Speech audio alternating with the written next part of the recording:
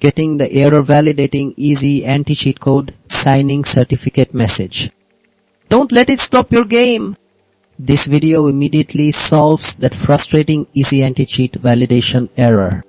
First, verify your game files.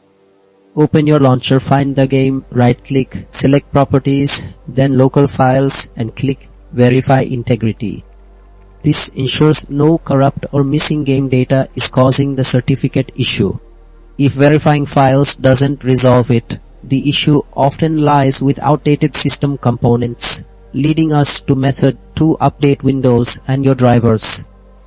Go to Windows Settings, check for all available updates and install them, then update your graphics and other system drivers. Restart your PC to apply everything, as these updates provide crucial security patches and compatibility fixes. Still encountering problems? Sometimes the EasyAntiCheat service itself needs a refresh. That's where method 3 comes in: repair or reinstall EasyAntiCheat.